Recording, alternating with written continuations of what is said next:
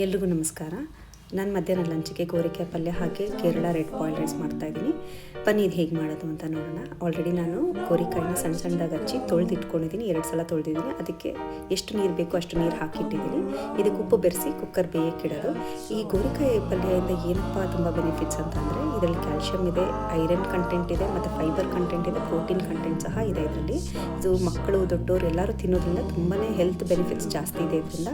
ಹಾಗೆಯೇ in case ಅವ್ರಿಗೇನಾದರೂ constipation problem ಇದ್ದರೆ ಇದು ಡೈಲಿ ಸ್ವಲ್ಪ ತಿನ್ನೋದ್ರಿಂದ ಆ ಪ್ರಾಬ್ಲಮ್ ಇರೋದಿಲ್ಲ, ಈಸಿಯಾಗಿ ಸಾಲ್ವ್ ಆಗುತ್ತೆ.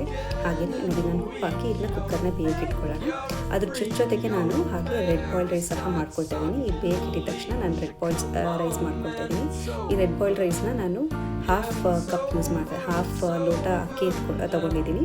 ಯಾಕಂದರೆ ನಾನು ನಮ್ಮ ಹಸ್ಬೆಂಡ್ ಇಬ್ಬರೇ ನಾನು ಮಧ್ಯಾಹ್ನ ಇರ್ತೀವಿ, ಮತ್ತು ನಾವಿಬ್ಬರೇ ತಿನ್ನೋದು. ನಮ್ಮ ಅತ್ತೆ ಮಾವಕ್ಕೆ ನಾನು ವೈಟ್ ರೈಸ್ ಇಟ್ಟಿದ್ದೆ. ಸೊ ಇದನ್ನ 2 ಸಲ ನೀಟಾಗಿ ತೊಳ್ಕೊಂಡು ಇದನ್ನ ಕುಕ್ಕರ್ನ ಸ್ವಲ್ಪ ಉಪ್ಪು ಹಾಕ್ಕೊಳ್ಬೇಕು. ಸ್ವಲ್ಪ ಉಪ್ಪು ಹಾಕಿ ಇದನ್ನ ಬೇಯಕ್ಕಿಡಬೇಕು. 6 to 7 ವಿಷಲ್ಸ್ ಕೂಗಬೇಕಿದು. ಯಾಕಂದರೆ ಅಷ್ಟು ಬೇಗ ವೈಟ್ ರೈಸ್ ಥರ 1-2 ವಿಷಲಲ್ಲಿ ಬೇಯಲ್ಲ ಇದು. 6 to 7 ವಿಷಲ್ ಕೂಗಬೇಕು. ಮತ್ತು ನಾವು ಗಂಜಿ ಥರ ಮಾಡ್ಕೊಂಡು ತಿಂತೀವಿ, ಯಾಕಂದರೆ ಈಸಿಯಾಗಿ ತಿನ್ಬೋದು ಅಂತೇಳಿ. ಇದರಲ್ಲಿ ಏನೇನಪ್ಪ ಬೆನಿಫಿಟ್ಸ್ ಇದೆ ಅಂದರೆ, ಇದು ಬ್ಲಡ್ ಶುಗರ್ನ ಕಂಟ್ರೋಲ್ ಮಾಡುತ್ತೆ, ಹಾಗೆಯೇ ನಿಮಗೆ ಬೋನ್ ಸ್ಟ್ರೆಂತ್ ಮಾಡುತ್ತೆ, ಮತ್ತು ವೆಯ್ಟ್ ಲಾಸ್ ಆಗೋರಿಗೆ ಇದೊಂದು ಒಳ್ಳೆ ಅಂದರೆ ಫುಡ್ ಇದು ಬಾಯ್ಲ್ಡ್ ರೈಸು. ಸೊ ಇದೆಲ್ಲ ಬೆನಿಫಿಟ್ಸ್ ಇದರಲ್ಲಿದೆ. ಸೊ ನಾನು ಮುಕ್ಕಾಲು ಚೆನ್ನ ನೀರು ಹಾಕಿ ಸ್ವಲ್ಪ ಉಪ್ಪು ಹಾಕಿ ಇದನ್ನ ಬೇಯಕ್ಕಿಡ್ತಾ ಇದ್ದೀನಿ. ಇದು 6 to 7 ವಿಷಲ್ ಹಾಕಬೇಕು. ಅದು ಗೋರಿಕಾಯಿ ಪಲ್ಯ ಅದೇನು ಇಟ್ಟಿದ್ದೀನಿ ಬೇಯಕ್ಕೆ, ಅದು 2 ವಿಷಲ್ಸ್ ಆದರೆ ಸಾಕು, 2 ವಿಷಲ್ ಆದರೆ ಸಾಕು.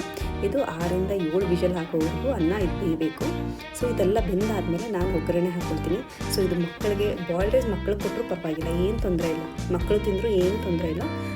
ಅವ್ರಿಗೂ ಸಹ ಬೋನ್ ಸ್ಟ್ರೆಂತ್ ಆಗೋದಾಗಿರಲಿ, ಇನ್ ಕೇಸ್ ನಿಮ್ಮ ಮಕ್ಕಳು ಏನಾದರೂ ಚಬ್ಬಿಯಾಗಿ ದಪ್ಪ ಇದ್ದಾರೆ, ಅವ್ರನ್ನ ಸಣ್ಣ ಮಾಡಬೇಕು ಅಂದರೆ ಇದೊಂದು ಒಳ್ಳೆ ಡಯಟ್ ಫುಡ್ಡು. ಅವ್ರಿಗೆ ಬಾಯ್ಲ್ಡ್ ರೈಸ್ ಡೈಲಿ ಒಂದೊಂದು ಟೈಮ್ ಕೊಡಿ ಸಾಕು. ಗಂಜಿ ಥರ ಮಾಡಿಕೊಡಿ, ಆರಾಮ್ಸೆ ತಿನ್ಕೊಳ್ತಾರೆ. ಅದಕ್ಕೆ ಸಾರಾದರೂ ಸರಿ, ಉಪ್ಪಿನಕಾಯಿ ಆದರೂ ಸರಿ, ನೀಟಾಗಿ ಅಚ್ಚುಕಟ್ಟಾಗಿ ತಿನ್ಕೊಳ್ತಾರೆ. ನೋಡಿ, ಈ ಥರ ಬೆಂದಿದೆ ಗೋರಿಕಾಯಿ. ಇದನ್ನ ನಾವು ಒಗ್ಗರಣೆ ಹಾಕ್ಕೊಳ್ಳೋಣ ಬನ್ನಿ. ನೀರನ್ನ ಬಸ್ದು ನಾನು ಅದನ್ನ ಇಟ್ಕೊಂಡಿದ್ದೀನಿ ಸೈಡ್ಗೆ.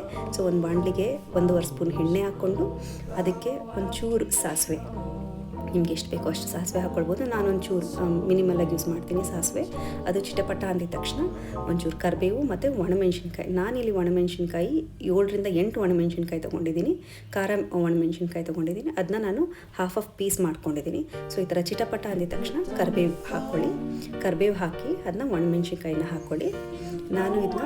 ನಾನು ಆಲ್ರೆಡಿ ಇದನ್ನ ಗೋರಿಕಾಯಿನ ಬೇಯಿಸ್ಕೊಂಡಿದ್ದೀನಿ. ಸೊ ಇದ್ರಲ್ಲಿ ನಾನು ಜಾಸ್ತಿ ಬಿಸಿ ಮಾಡ್ಕೊಳ್ಳೋದು, ಲೈಟಾಗಿ ಬಿಸಿ ಮಾಡ್ಕೊಳ್ತೀನಿ ಬಾಣಲಿಗೆಯಲ್ಲಿ.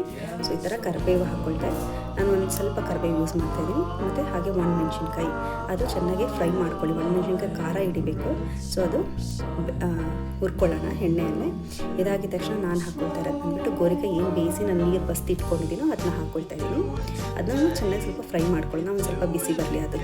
ಯಾಕಂದರೆ ನೀರೆಲ್ಲ ಒಂದು ಸ್ವಲ್ಪ ನೀರು ಇರುತ್ತಲ್ಲ, ನಾವು ಎಷ್ಟು ಸ್ಟ್ರೈನ್ ಮಾಡಿದ್ರು ಕೂಡ ನೀರಿರುತ್ತೆ. ಆ ನೀರಿನ ಅಂಶ ಇದಾಗೋವರೆಗೂ ಸ್ವಲ್ಪ ಫ್ರೈ ಮಾಡ್ಕೊಳ್ಳೋಣ. ಇದಕ್ಕೆ ನಾನು 1.5 ಕಪ್ಪಷ್ಟು ನಾನು ಕಾಯಿ ತುರಿನ ಯೂಸ್ ಮಾಡ್ತೀನಿ. ನಾನು ಯಾವುದೇ ಪಲ್ಯ ಮಾಡಿದ್ರು ಕೂಡ ಕಾಯಿ ತುರಿ ಹಾಕಿ ಹಾಕ್ತೀನಿ, ಅಲ್ಲಿ ಟೇಸ್ಟ್ ಚೆನ್ನಾಗಿ ಕೊಡುತ್ತೆ ಅಂತೇಳಿ. ಸೊ ನಾನು ಒಂದು ಕಪ್ 1 to 1.25 ಕಪ್ವರೆಗೂ ಕೊಬ್ಬರಿ ಅಂದರೆ ಹಸಿ ತೆಂಗಿನಕಾಯಿ ಏನು ನೀವು ತುರಿದಿಟ್ಟಿರ್ತೀರಲ್ಲ ಅದನ್ನ ಹಾಕ್ತೀನಿ. ಇದನ್ನ ಹಾಕಿ ಚೆನ್ನಾಗಿ ಕಲಿಸ್ಕೊಡಿ. ಅದು ಏನು ಅದು ನೀರಿನ ಅಂಶ ಹೋಗೋವರೆಗೂ ಅದನ್ನ ಸ್ವಲ್ಪ ಚೆನ್ನಾಗಿ ಫ್ರೈ ಮಾಡ್ಕೊಳ್ಳಿ. ಅದು ಫ್ರೈ ಆಗ್ತಾ ಇರೋದು ನಿಮಗೆ ಕಾಣಿಸ್ತಾ ಇದೆ. ಅದನ್ನ ಚೆನ್ನಾಗಿ ಸ್ವಲ್ಪ ಫ್ರೈ ಮಾಡಿಕೊಂಡ್ರೆ ಅದು ನಿಮಗೆ ತೀರಾ ಕಹಿ ಹೊಡಿಯಲ್ಲ, ಅದು ಕಹಿ ಅನ್ಸೋದಿಲ್ಲ. ಮಕ್ಕಳು ಕೊಟ್ಟು ಆರಾಮ್ಸೆ ತಿನ್ಕೋತಾರೆ ಇದು ಪಲ್ಯ. ಈ ಥರ ಮಾಡಿ ತಿಂದು ನಮಗೆ ಕಮೆಂಟ್ ಬಾಕ್ಸಲ್ಲಿ ಹೇಳಿ ಹೇಗಿತ್ತು ಪಲ್ಯ ಅಂಥೇಳಿ. ಇದಾಗಿತ್ತು ನನ್ನ ಇವತ್ತಿನ ವಿಡಿಯೋ.